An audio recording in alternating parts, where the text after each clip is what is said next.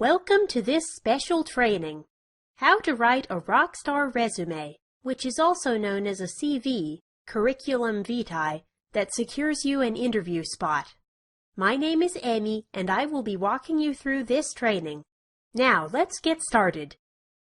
In this training, you'll learn how to write a rockstar resume without a struggle, how to transform your resume and sell yourself to a potential employer, the key qualities your potential employer wants to see on your resume, tricks for writing a high-profile resume that secures you an interview, plus lots more.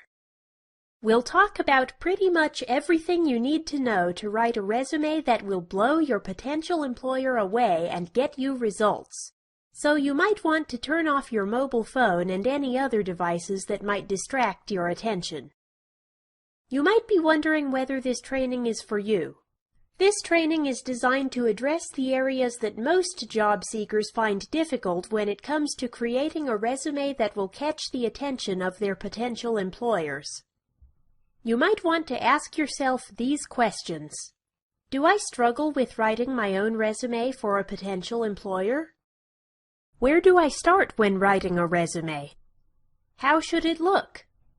Am I unsure of what to include, elaborate on, and omit? How do I present my information, qualities, and work history in a manner that makes me attractive to my potential employer? Does the thought of even writing a resume scare me? If you have answered yes to any of these questions, then you can rest assured that you are not alone. I've always found it difficult to write the perfect resume, or even a decent one for that matter. I was once in your shoes. For my first job, I would find example resumes and copy those, or just use my own idea of what a resume should look like. This led to some interesting times, and usually did not result in me getting the job that was just right for me. It's important to note that there are a number of different styles of resumes that you can use, and you may find some styles more suited to you than others. This training is a guide intended to provide you with a template for a resume that contains the most important information that your future employer will want to know. More importantly, the techniques you'll learn in this training have worked for me in the past, so I know they'll work for you too. I'm going to explain all of these points and more, and by the time you have finished watching this training, you will know exactly what you need to do to write a killer resume. You can use this guide to write a resume for any job in any industry. As long as you follow my tips, your resume will get you interviews. Remember, a first impression lasts. Let me share this with you. In my first resume, I followed a set template and I didn't question it at all. It had my name in big letters centered at the top of the page, which was good, and my contact details underneath in minuscule font, not so good. It was only years later, when I had successfully used this resume to apply for and get an internship, after undergoing a 3.5-hour assessment as well as an interview, that the inefficiency of this layout was pointed out to me. Why would I want to make my contact details so hard to read? The cold, hard truth about job applications is that people often don't have much time or patience for other people. The first piece of advice I want to impart to you is that you need to write for the employer and try to put yourself in their shoes. Imagine, for example, that you are the owner of your own small business and don't yet have anyone in charge of recruiting new staff. You still have to take care of deliveries, sales, and advertising on your own, so you just want the perfect new recruit to come along and get right to work. You don't have time for long-winded life stories or trying to read somebody's contact details in some tiny font. You want it all there in front of you, served up on a silver platter. When you sit down to write your resume, you need to picture your future employer in your mind.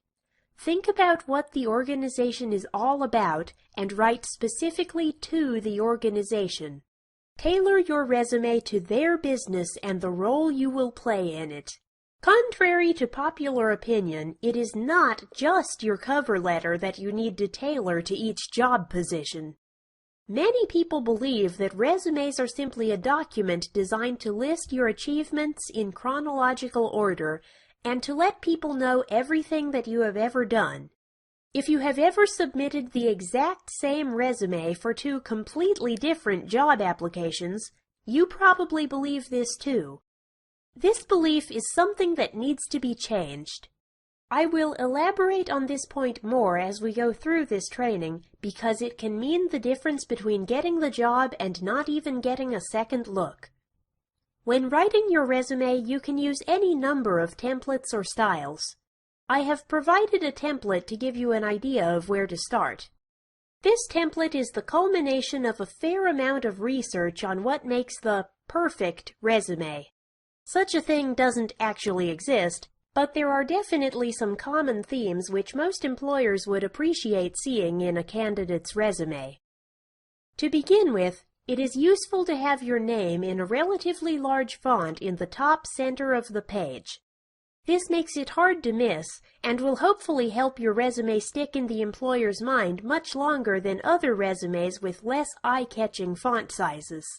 When employers skim through resumes, and most, unfortunately, do just skim through them, they know exactly what they are looking for, so the fonts you use obviously won't win them over all by themselves. Just be aware of the fact that presentation is key to creating a favorable first impression. The next set of information to include is your personal details, such as your phone number, address, and email address, in a clear font at the top of the page.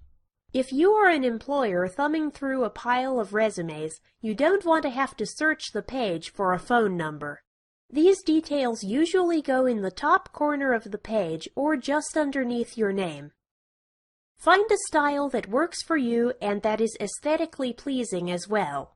In the job market, you can get a huge head start on your competitors simply by appearing better qualified than they do by using a stylish design and layout. Quick review. Make your resume unique. Make it stand out from the crowd at first glance so that it will entice your employer to read on.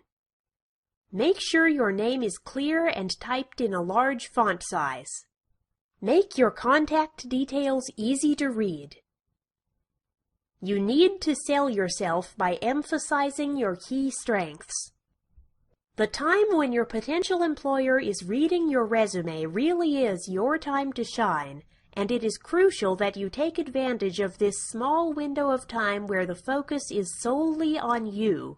However you feel about yourself, and however unsure or embarrassed you may be about doing this, you need to sell yourself. When you apply for a job and send a resume to an employer, you are asking them to pick you from among many other candidates who may be just as appealing as you are.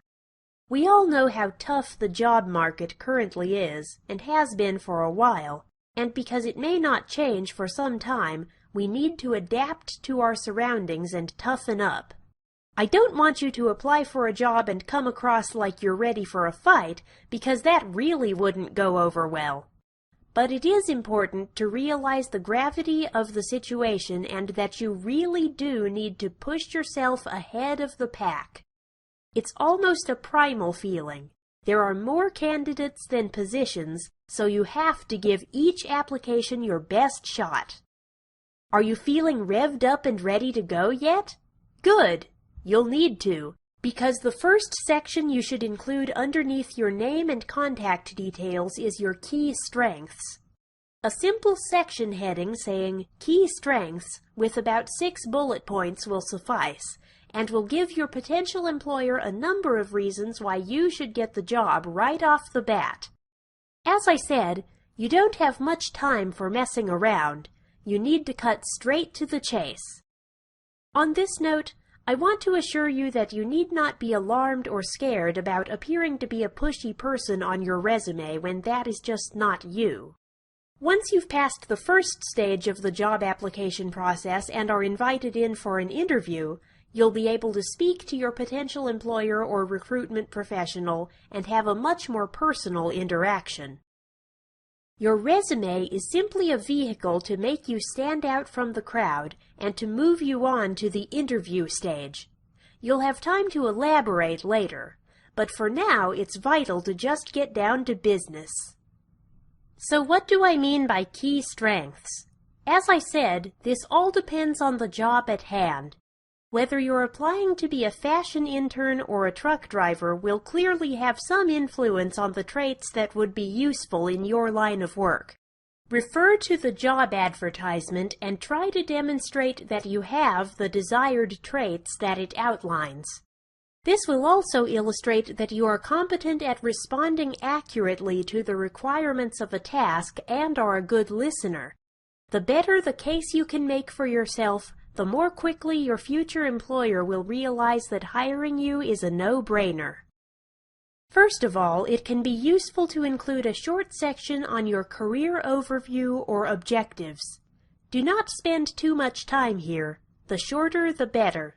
This is your self-introduction to your potential employer and is the one section where you are able to be the most personal. Writing this section may involve outlining your relevant experience and your understanding of the field you are working in. I see this section as a mini-biography wherein you not only detail your skills, but describe the situations you thrive in and personally enjoy. Examples of a career overview.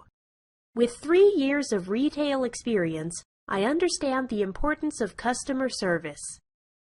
Having worked in the manufacturing industry for 20 years, I enjoy working as part of a team and enhancing my relationships with others. Examples of career objectives. I am looking to obtain an ABC position at XYZ company, where I can use and further my management skills and training experience. I am seeking a challenging management position in a sales environment where my 10 years of experience as a sales assistant will help others to reach their targets. We all have strengths and weaknesses, and as adults, it's useful to be aware of them. Even this knowledge is a strength. Here are a few examples which may give you ideas for traits you can mention. Examples of key strengths: tenacious and committed, outgoing and friendly, insightful and adept at communicating with others. These are 3 pairs of strengths which often go hand in hand. You need to identify 4 character traits or skills which you have displayed in your working life. It's important here that you relate the skills back to a real example. For instance, I have demonstrated commitment and responsibility by opening and closing the shop and managing other staff. The more closely you can relate your strength to a relevant experience, the better. As you will learn throughout this training, there are a number of different ways to structure a resume. The introductory career overview or objective section is the one section outlined in this training that is optional. You may not feel comfortable including it, or it may not be necessary for a particular job. If you do use it, be sure to tailor it for each job you apply for and keep it short and sweet.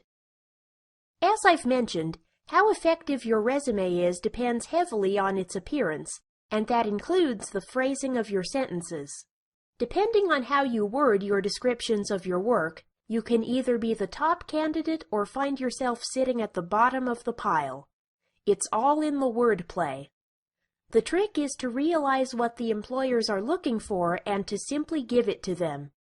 As I said previously, more isn't always better. Quick review.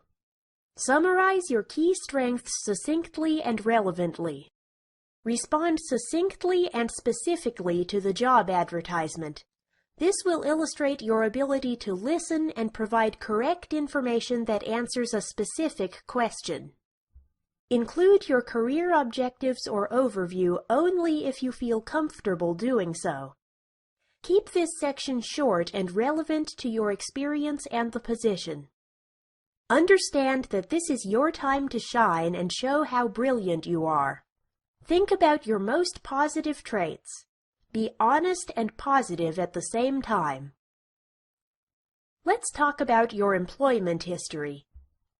This may be your first job or your 50th, but no matter where you are in your life, you can and definitely should make the most of this chance to talk yourself up.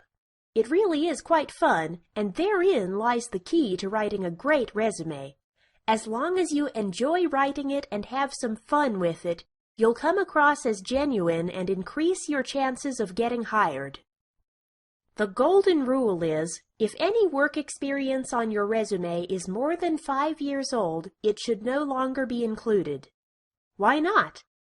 Including things like your 10th grade part-time job, for example, really is no longer relevant.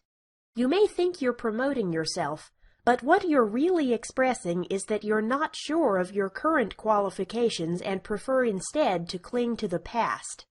Employers do not want that. Start with your most recent job position and work backwards.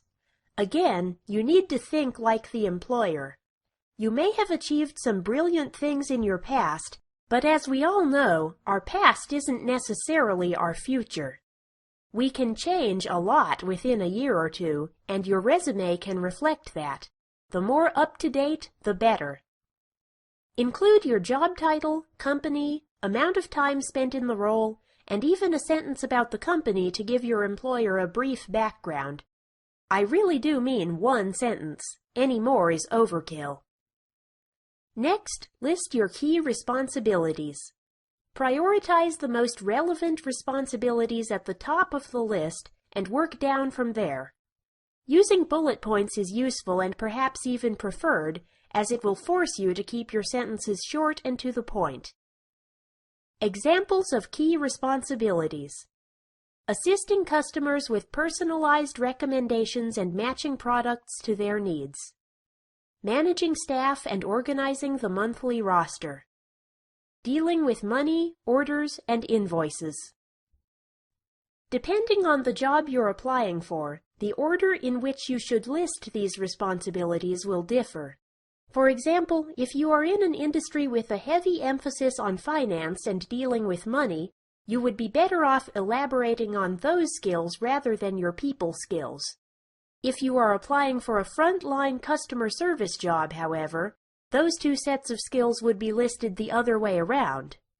If you're ever unsure of what to include or where to list a particular responsibility, look over the job advertisement again.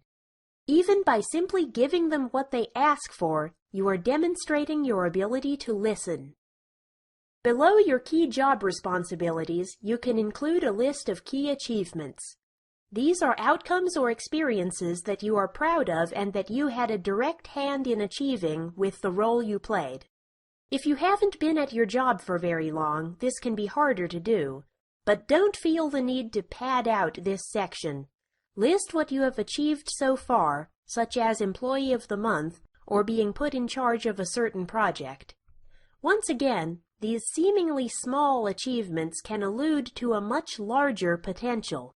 Just because you can't see it right now, it does not mean that your employer won't. Examples of key achievements: being responsible for coordinating the roster and managing staff over the weekend. Developing confidence in my ability to sell products tailored to customers. Working with others in a professional environment and managing team projects to meet deadlines. Quick review. Your achievements are more important than you may think. Even if you don't think they amount to much, your employer will.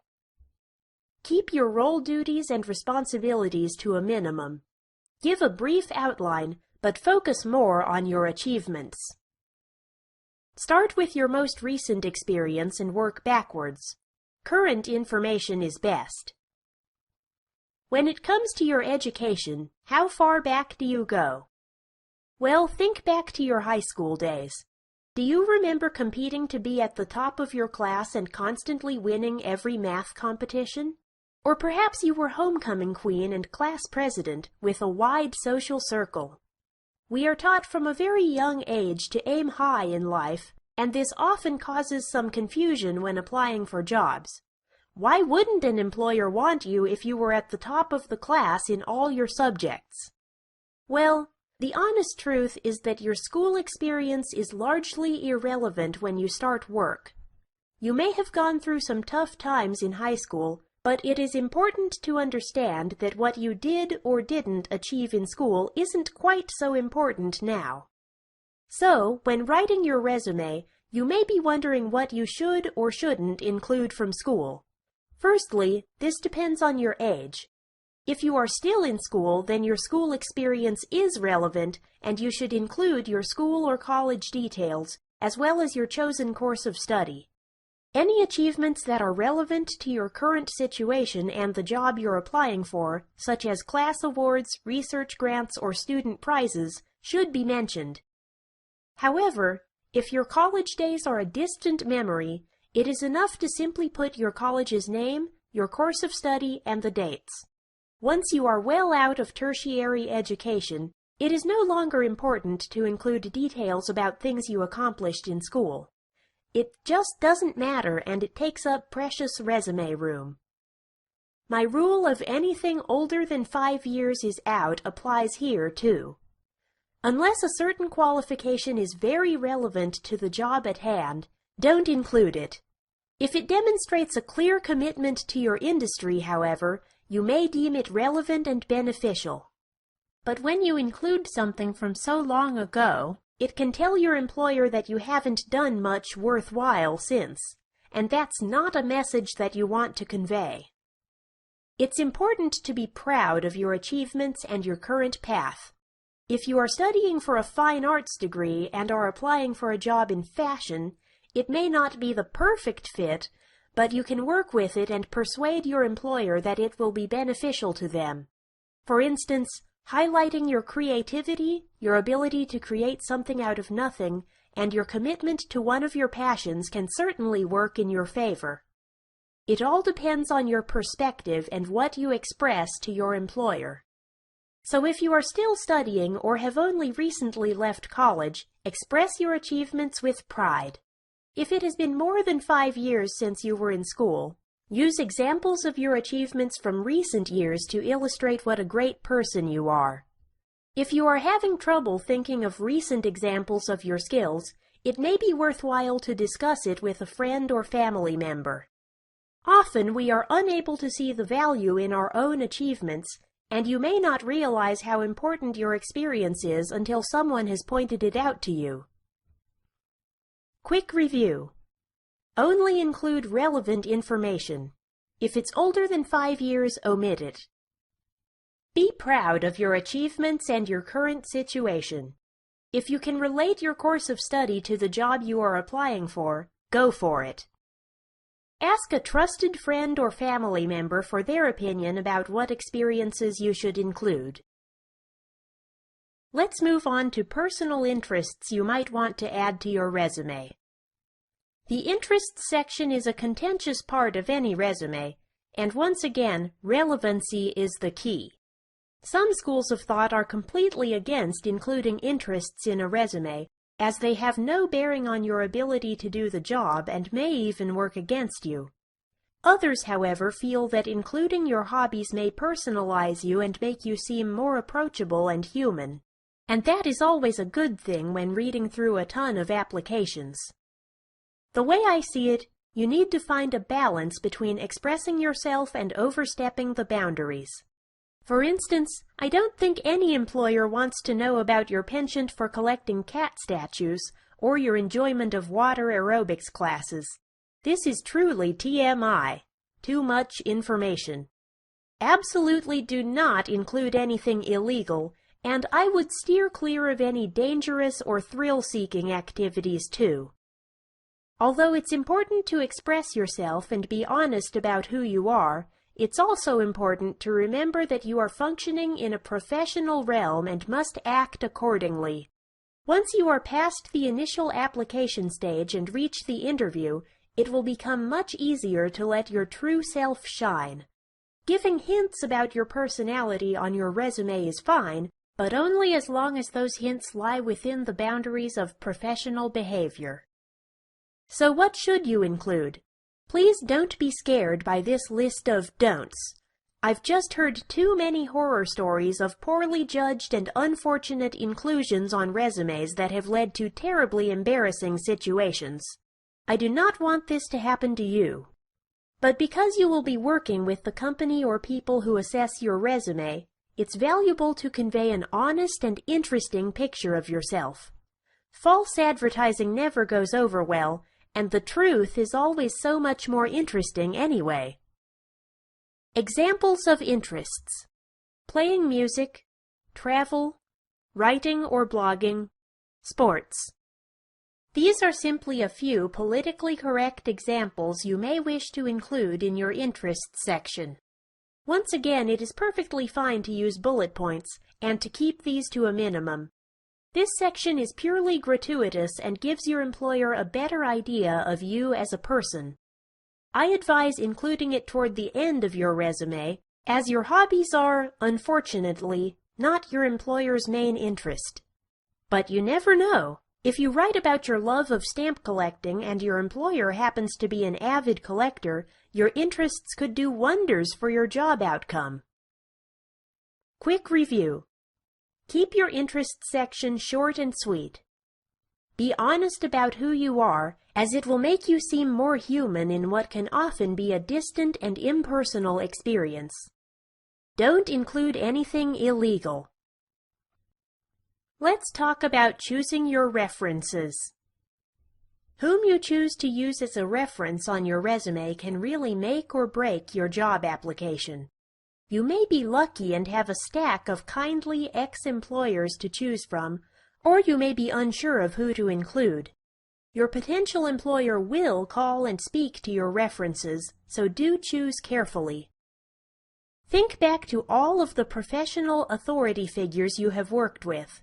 It's okay to include volunteer managers or coordinators in this section, as you have most likely worked with them in a professional capacity and demonstrated transferable skills in your volunteer role.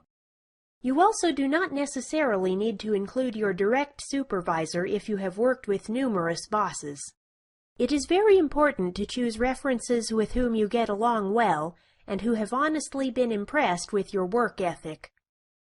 To help yourself along, it is important to inform your reference of his or her inclusion on your resume. It is a strange but true fact that many people list references without actually consulting them first. This hinders you in more ways than one.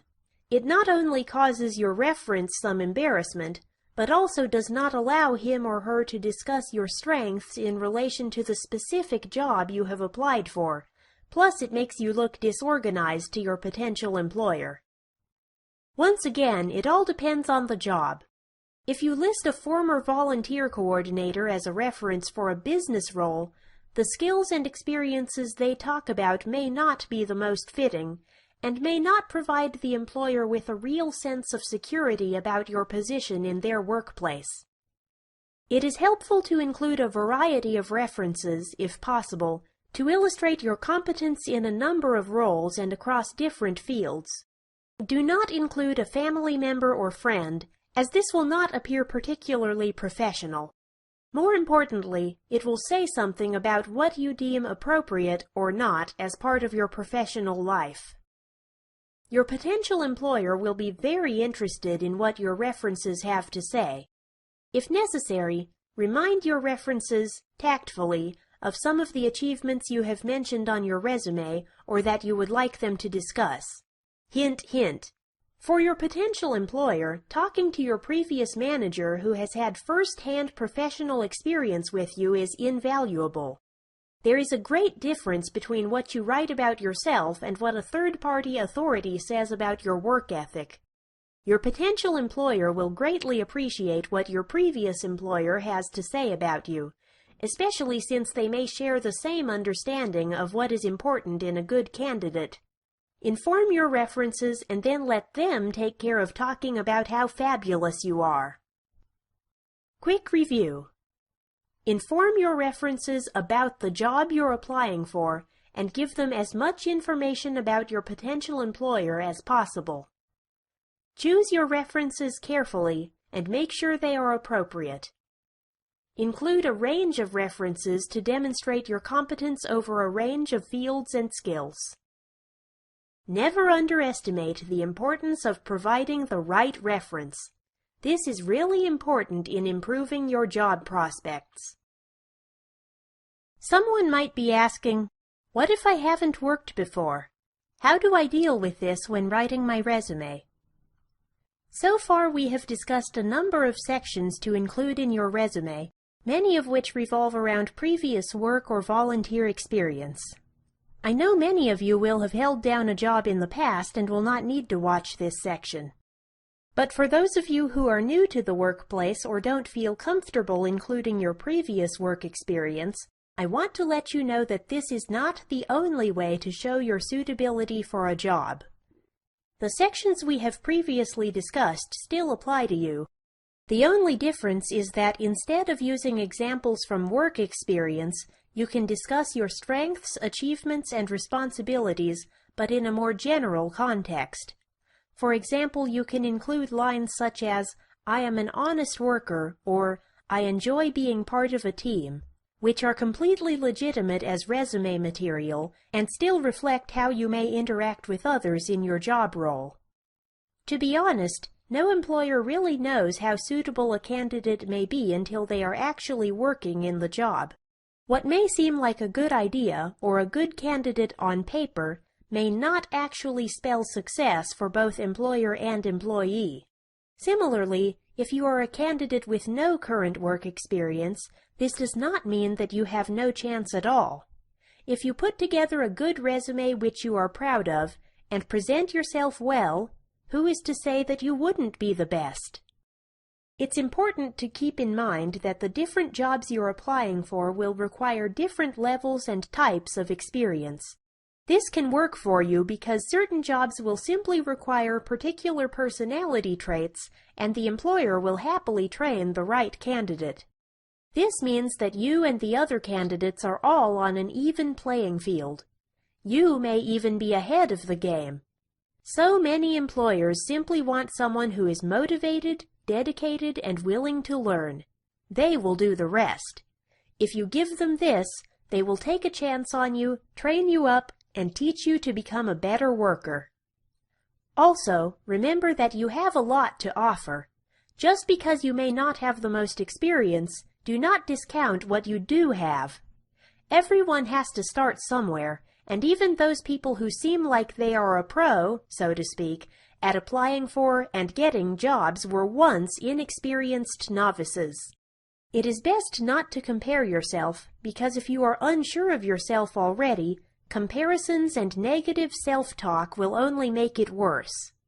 Trust yourself, and know that the right employer will find you, often when you least expect it. Quick review. A lack of professional experience does not mean a lack of skills. Think outside the box and make the most of your current abilities. Have faith in yourself. You don't know what the competition is like, so there is no reason to assume you're not the best candidate. Tricks to make writing your resume easier for you. You may be watching this and thinking, how am I going to find the time and energy to change my resume every time I apply for a new job? And this is indeed the hard part. It may be that you know yourself well and have no problem writing honestly and succinctly about your strengths and experience. You may even enjoy it. But knowing what to add or remove for each job application is tough and can be exhausting. Have a base copy prepared. I find that having a base resume helps ease the load. Save a copy of a general resume which you can tweak for each application, but never override the original. Think of it as a blueprint to work off of each time. Be sure to tailor each copy for each job application you complete. I know that this may seem like the most arduous task in the world right now, but it's not really that hard. If you keep your blueprint, read the job advertisement, and most importantly, really want the job, you will easily be able to make some small changes that will have a great effect. Choose a nice font in a decent size. This may sound obvious, but little things like these can reveal certain things about your personality that you may not realize. For example, choosing an excessively fancy font or putting the text in a very small size makes a relatively simple job a lot harder for your future employer. If this is how you deal with a simple Word document, how will you handle a role with a high level of responsibility? Research different resume styles. I've designed this guide to help you increase your understanding of what you have to offer an employer and the best way to present this. However, this training is only a guide and should be used only as you see fit. You may prefer to structure your resume in a different way, or may prefer not to include sections that I've talked about, or in this specific order. That's fine. Although I've talked about the importance of being sure of yourself and not comparing yourself to other candidates, it can be useful to take a look at other people's resumes strictly as a learning tool. See what other people do, or don't do, and decide what you like best. Ultimately, your resume is a reflection of you, so you get the final word on what goes on it. Learn to keep your resume short.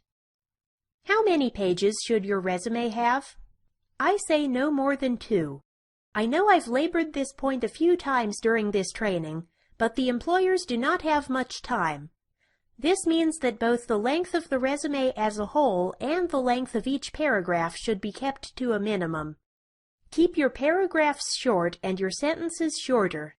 If you can show how fabulous you are in less than 2 pages, that shows another skill that you don't necessarily need to write about. Show, don't tell. Things not to include. Date of birth, unnecessary. Photo, contentious but unnecessary as well. I have great communication skills. Let your writing skills demonstrate this. Employers are not allowed to discriminate against you based on your age or your appearance. But if you include these details willingly, they may subconsciously jump to an unflattering conclusion about the type of person you are. We do not want this, so let your strengths and writing skills speak for themselves. Adding the finishing touches to your resume. It is essential that you proofread your resume. Now that you've finished the bulk of the document, it's time to do a little bit of checking and cleaning up. One of the most important things about your resume is that it makes sense.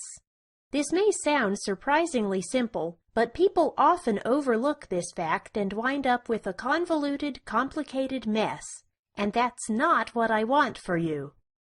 One of the biggest tips I can give you is to be very careful about including the phrase, "I am a good communicator." This is a loaded phrase as it sets the bar very high for your whole resume. If you have put yourself out on a limb by stating this, and then proceed to write long-winded, irrelevant, and unclear sentences, you've just demonstrated that not only do you not actually communicate well, but also that you lack insight and self-awareness. To avoid these pitfalls, it is crucial to proofread. If you are even a tiny bit unsure about a certain phrase or section, ask a friend to read it over and give you their honest opinion. Usually, if you are unsure about something, it's for a good reason. It may just need a little bit of tweaking, or you may just need a fresh pair of eyes to provide some reassurance. If you know that your resume has received the green light not only from yourself, but from a third party, it can boost your confidence and faith in yourself, and that is invaluable. Proofreading is important because it's a major part of the overall presentation of your resume. This is a crucial factor in the way your employer will perceive you, not only in terms of your skills and experience, but also in terms of how you view yourself. This is a big part of resume writing which many people never tell you. So much of what you say is unwritten. When you think about it, you can only fit so much into a document designed to respond to an advertisement for a job position. As I have said previously, Your future employer or recruitment coordinator doesn't have much time to sift through a pile of resumes, and so small visual clues take on a great deal of importance. This is why it is imperative to do all of the fiddly, detail-oriented work that needs to be done in order to create the best possible bigger picture. As an illustration of this phenomenon, if you get on a plane and your meal tray is slightly dirty, you probably won't put much faith in the cleanliness of the engines or even the competence of your captain and flight attendants. It may seem out of proportion, but we tend to draw a lot of conclusions from a limited amount of information. In the job application stage, it is crucial to communicate your competence not only by what you say, but by how you say it. Be sure to print your resume on high-quality paper in white or a similar conservative color. Make sure it looks neat and the headings and font sizes are consistent. You want it to be as attractive as possible to encourage your employer to read all the way through it and to give them a good impression of you well before they have met you. Final checklist. Your name in large, clear font. Easily readable contact details. Career objective or overview, optional. Key strengths linked to relevant experiences. Employment history, no older than 5 years. Includes brief outline of company, your role, key responsibilities, key achievements. Education, no older than 5 years. Hobbies and interests, keep it brief. Inform all references of the job position and name of employer or recruiter. Proofread the whole document. No longer than 2 pages. Spell check. We have now gone over the most important criteria for a great resume, and I know that you are now well prepared. Applying for jobs is always scary, and rewriting applications can be grueling. With this resume template, you'll be sure to impress your potential employer, and my tips and tricks will help you to do this in the easiest way possible. The most important thing to remember is to be yourself. You want to write a resume that you are proud to hand over to an employer, and about which you're prepared to answer questions during the interview. Contrary to some popular beliefs, employers do read resumes. This training has given you an outline of what to include to put yourself in the best light and ahead of your competition. We have attached a template resume designed for you to use exactly as it is. It follows the sections and structure of the resume outlined in this training, and as I said previously, feel free to play around with it.